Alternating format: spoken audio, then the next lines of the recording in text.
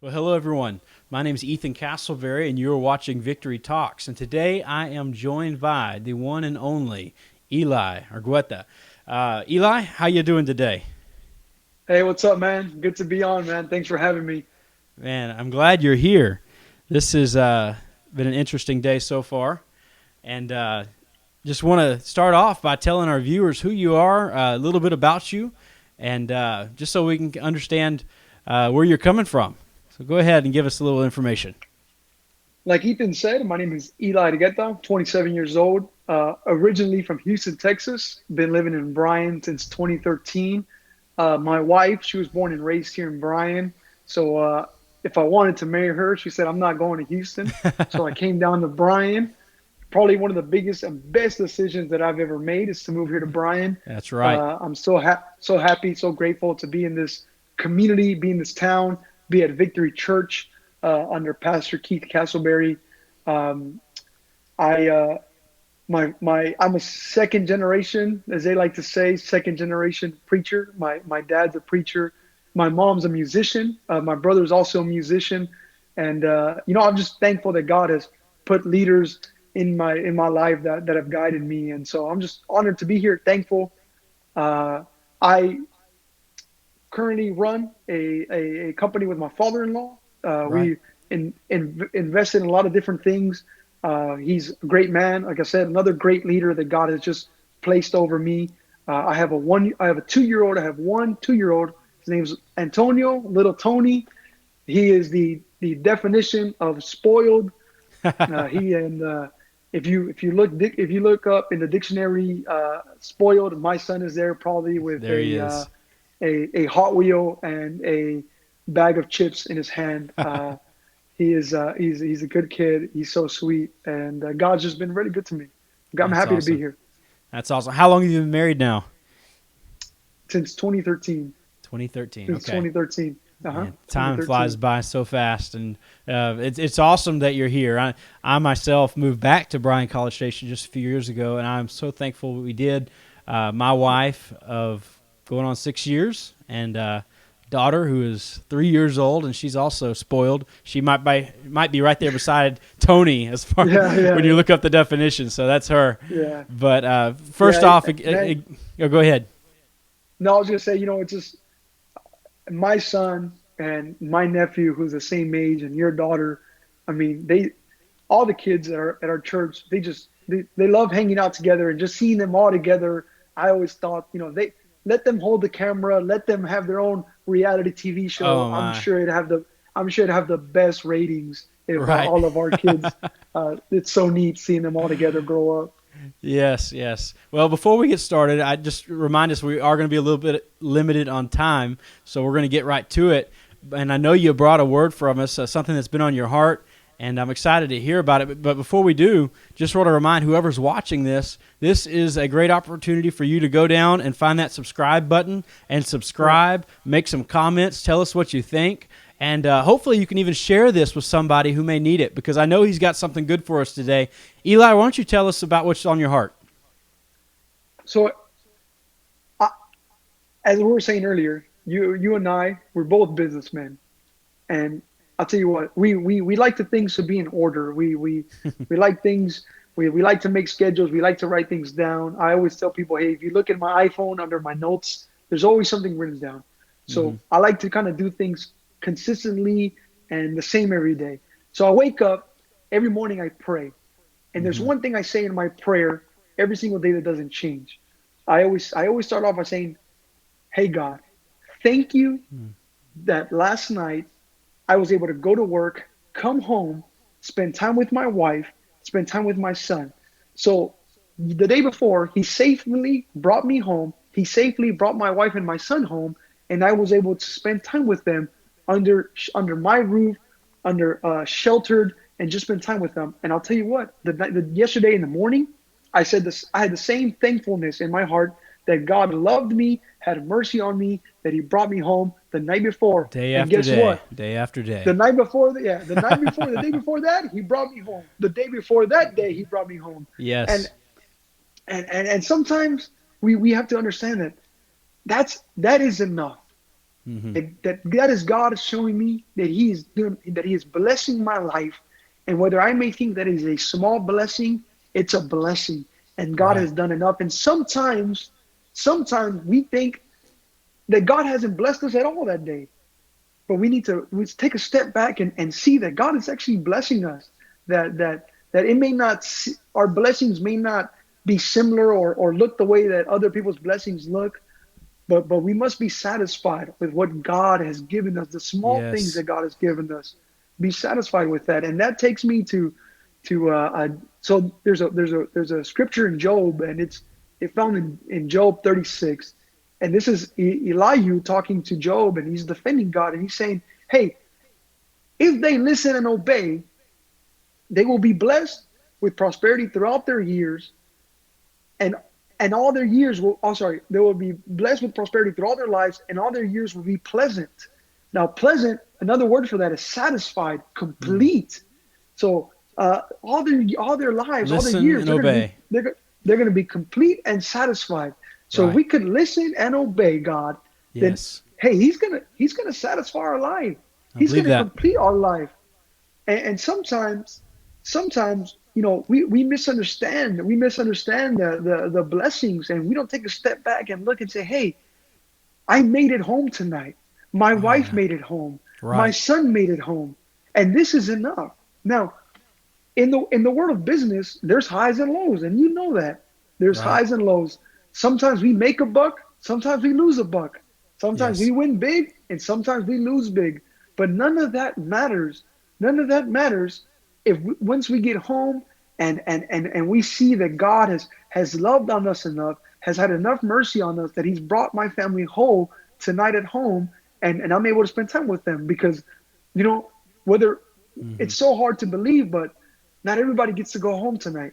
Not everybody's gonna come home to a complete family tonight. Not Right. not everybody's gonna come home to a home, a structured home, or and sometimes we try to measure our success, measure our blessings with someone else's blessings. We see the movies, the stories, the social media posts, and sometimes we think, hey, it's not enough until we have that. Come It's not on. enough Yeah. until our homes look like that. It's not Right. enough until my family looks like that, until my account Hmm. looks like that. It's not enough, you know. And then God talks to us through Paul. So in First Timothy, Paul's talking to Timothy, and he says in chapter 6, verse 7, he says, "Hey, after all, we brought nothing with us into this earth, Right. and we're not taking anything with us. Hmm. We didn't bring anything, and we're not taking anything." He says, "So if we have enough food and clothing, let us be content." Content. And Yeah. sometimes we need to take a step back and just know that the small blessings that God has put in our life, that's enough. We need to be content with the things that a healthy body, two legs, two arms, Right. oxygen that we breathe in, a If healthy that's the only child. thing, if that's the only Yeah, thing, just yeah, the yeah, oxygen, especially in the day that yeah, we live in now, with the lungs being attacked all across our nation, our world. If that's the yeah. only thing, I'm thankful. If that's the only thing, seriously, and Hmm. and I mean, and this is me talking to Victory Church, to talking to the churches in Texas, in America. I mean, if if that's all we have tonight, if that's all we have is our family and our home, then God has done a lot more for us than He's done for Yes. a lot of people. Hmm. Now, now you know that as a business person, we as someone in business, and we stay hungry. We have to stay hungry. We have to have a desire and a strive to find success and keep building. But that's the 9 to 5. Hmm. Whether we got yelled at today, whether our stock portfolio is green today, whether a customer wasn't happy, all of that stays at the door. And sometimes we miscommunicate, we misunderstand the blessings of God, and sometimes we bring it home with us, and we still think to ourselves it's not enough. But seeing my son, seeing my wife, I've had to learn, hey, God has never left me empty-handed. Right. God has always provided. He's always satisfied our hearts and our needs, and that should be enough. Yes.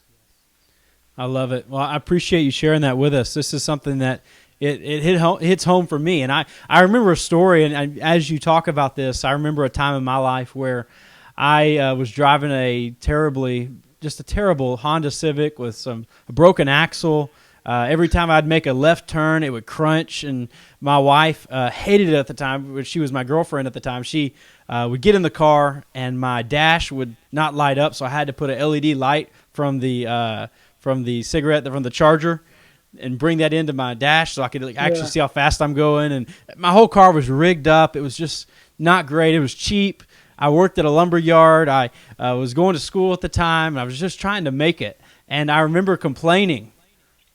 All these other people, these other guys that go to school, their parents pay for this. They got this covered, and they don't have to worry about it. They got a new truck. I want a truck one day, God. I don't want to drive some little Honda Civic.